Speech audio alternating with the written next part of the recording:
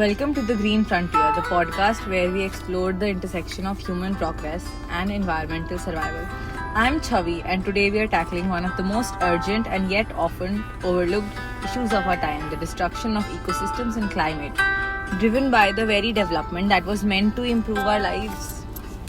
We've all heard the word progress. It's synonymous with success, growth, prosperity. But what happens when the pursuit of progress comes at the expense of planet? From sprawling urban centers and massive industrial projects to clearing of forests and contamination of oceans, development has long linked to environmental degradation. Yet, so many of us are unaware of the scale of destruction happening in real time and its devastating impact on our climate, biodiversity, and the health of our planet. In this episode, we're going to explore the ways that human development, while necessary for economic growth, is working havoc in our systems. From the deforestation of rainforest to the pollution of rivers, we'll unpack the most critical environmental threats posed by development. It's not all doom and gloom. While the damages are severe, there's hope. There are communities, innovators, and policymakers around the world who are fighting back and reimagining how we can develop without destroying the natural world. We'll take a look at solutions that are already being implemented and sustainable farming practices to renewable energy technologies that could help the shift tide and lead us towards a more harmonious relationship with the earth. Hello, I am Daksh. Today we'll be discussing about the impacts of unsustainable development reaching us all. Our climate is changing, ecosystems are collapsing, and if we don't take action, the cost won't just be environmental, it will be economic, social, and deeply personal. But the change is possible. In today's episode, we'll uncover the complexities of these challenges, hear from experts working at the front lines of the environmental protection, and ask the tough question: how can we balance the development and sustainability? Is there a way forward that will allow us to thrive without sacrificing the planet? If you are someone who cares about the future of the earth and wants to understand the deeper connections between development and climate, this episode is for you. Together we will discuss, not only shed light on the problems but also explore the solutions that can pave the way for a more sustainable future. So grab a seat and get comfortable, and let's dive into the green frontier. In one such article, I read about the Andaman and the Nicobar Islands project that holds the significance for India's development and security. India boasts a unique climate that translates into 10 distinct biographical zones. According to the Zoological Survey of India, the island hosts a total of 9,601 recorded animal species, with 1,123 being endemic. The Government of India has given its approval for the significant project, covering 16,610 hectares of land, including 130.75 square centimeter of the forest. This financial allocation encompasses the construction of Greenfield International Airport, an international container terminal, a township, and a power plant. Moreover, India can establish a maritime exclusive zone with the aid of advanced weaponry, solidifying its position as a key player in the geopolitics of Indian Ocean and challenging the dominance of other nations. The statement, development and environment are two sides of the same coin, encapsulates a critical aspect of the project's dual impact. While the project holds a strategic importance for India's geopolitical standing, the global economic integration, it also raises valid concerns about environmental and ecological degradation in Nicobar. Moreover, the project will adversely affect the lives of around 1761 inhabitants, particularly those belonging to the indigenous Nicobarese and Champagne communities. Of particular concern is the precarious situation of the Champagne community, with only 229 individuals remaining, and the unfortunate extinction of the Boer tribal community. The Government of India should prioritize an inclusive development approach that respects the rights of tribal communities and ensures their active participation in decision-making process. This involves acknowledging and safeguarding the unique historical and cultural heritage of the local inhabitants. To address the degradation, the Government of India proposes a compensatory afforestation plan intending to undertake afforestation activities on the non-notified forest land in Haryana, later shifting to MP.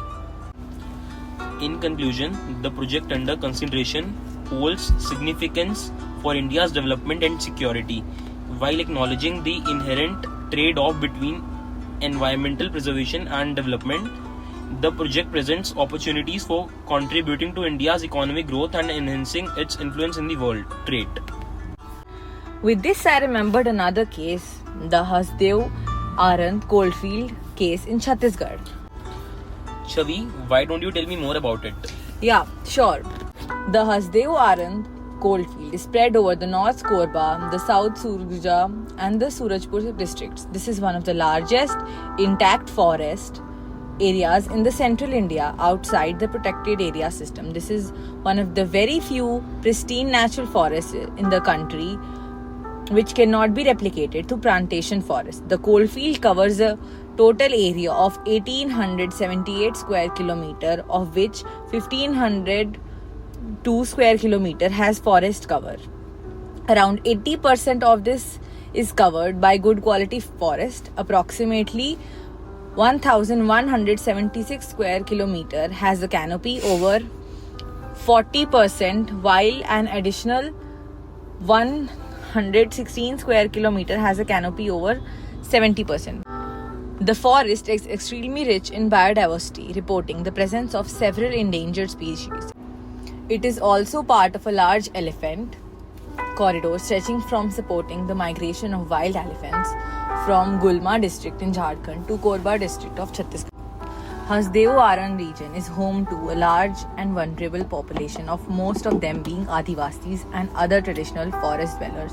Over 90% of the residents are dependent on agriculture, cultivation and forest produce for their livelihoods. So why don't you tell me about the coal in there? Yeah. So, the coal field has total estimated reserves of 5.179 billion tons, of which 1.369 billion tons have been proven till date. A total of over 30 coal blocks have been mapped and identified till date, of which 16 had been allocated to various public and private sector players, but their allocations had subsequently been cancelled post the Supreme Court order.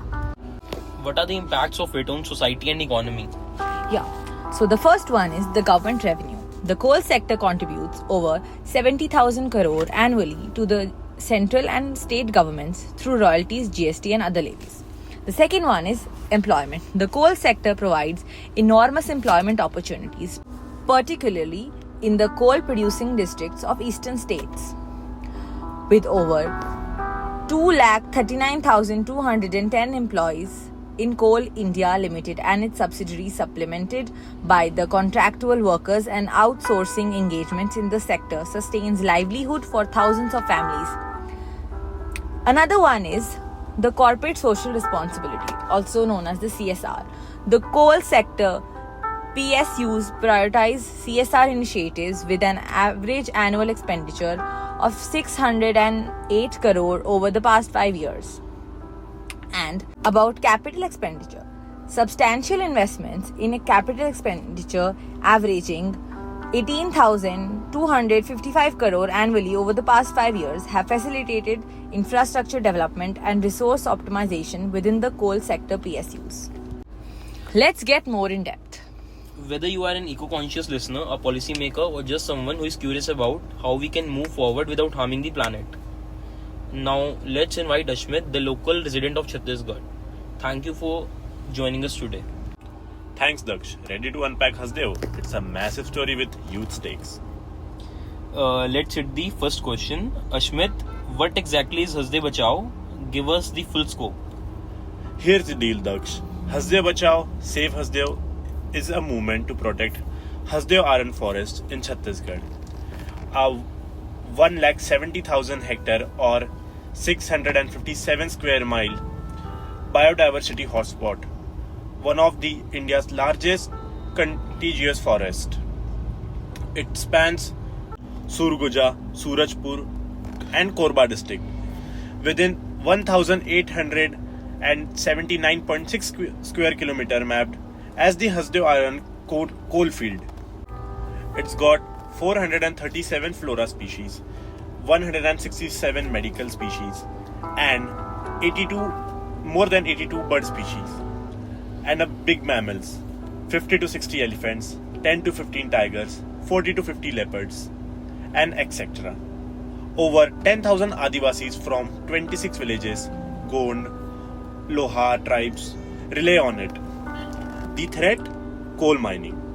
There are 23 coal blocks with 5.179 billion tons of estimate reserves. The Rajasthan Rajya Vidyut Utpadan Nigam Limited and Adani are after it. We are pushing it hard. 657 square miles, 5 billion tons, huge numbers. Next up, why Hasdeo aren't so critical? Lay out all the stakes. See Daksh, it's a lifeline. Ecologically, it's a carbon sink. Looking away, 2.5 million tons of CO2 yearly equals to 5 lakh cars emission. It's a 187 kilometers of wildlife corridor linking to Kahna and its neighbor reserve. The 198 kilometer Hasdeo River, fed by this forest, irrigates over 3,17,000 hectares and powers 120 megawatts of Bango Dam. For Adivasis, 90% of their income, about 60 rupees to 70,000 per household yearly, comes from the forest goods. 1,200 tons of mahau, 50,000 bags of tendu leaves are few of the examples. Mining risks over 15,000 people across 20 gram sabhas and 1,200 scared sites. If it goes, the biodiversity tanks, water reserve drying up, and 5,000-year-old culture dies. 2.5 million tons of CO2 and 70,000 per household, massive stakes. Let's flip it. How is Hasdeo Bachao fighting back? Give us the timeline and wins. It's a saga. Coal blocks were auctioned in 2007, but 2010 tagged Hasdeo no go. That flipped in 2012 with PEKB's clearance. We kicked into higher gears in 2021. 1,200 people marched 300 kilometers over 10 days to Raipur. In 2022, 350 women tied themselves to trees in Hariharpur on social media platforms like Twitter, X. Hashtag Save Hasdeo hit 137,000 posts. By 2024, it had a massive impact. Legally, the Supreme Court stayed Parsa's expansion in July 2023 and the NGT fined Adani 50 crores in January 2025. As per April 2025, 7 of 23 blocked are paused, but 14,000 hectares remain at the risk. 300 kilometers and 50 crores. That's serious fight. Last one. What's Hasdeo's global lesson? Zoom out for us. Daksh, it's a warning. India burned 1.1 billion tons of coal in 2024. 55% of our 2.9 GTCO2e emissions.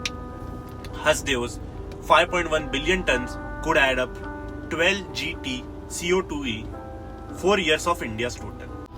That clashes with our 2070s net zero pledge. The UN lists Hasdeo among 25 global crisis zones with 18 endemic species at risk. Only 42% of 4,200 Adivasis forest rights were claimed and approved by 2023. It's a test. Can we power 1.4 billion people without getting our forest cut? Every watt ties break here. Ashmit, you have dropped a data bomb. Thanks. Anytime, Daksh. Hasdev's worth every fact. Keep it alive. Thank you, Ashmit and Daksh, for this wonderful conversation. So, Ashmit, why don't you give me some light on how all this can be done in a sustainable way without destruction? So, Chavi, there are many ways in which we can control this and make it more sustainable. For example, the trees which were cut down, government could have used the process of tree transplantation. Few of the NGOs in Kerala, Karnataka and Tamil Nadu have developed this technology where the trees are not cut down but they are grabbed by their roots and transported from one place to another, which has over 90% of success ratio. It's a cheap method, it's an effective method, but due to some internal issues with the government, the Indian central government is unable to adopt them. Also, if government could have taken the proper measures to execute the planning of the Hasdev, then it would have been a whole different scenario. As the government has promised to continue this coal mining in 2 phases, where they would have deforested the first area and the time till it was not reforested again, they wouldn't have started the second phase. But as it was not conducted in a proper way, it has led to destruction.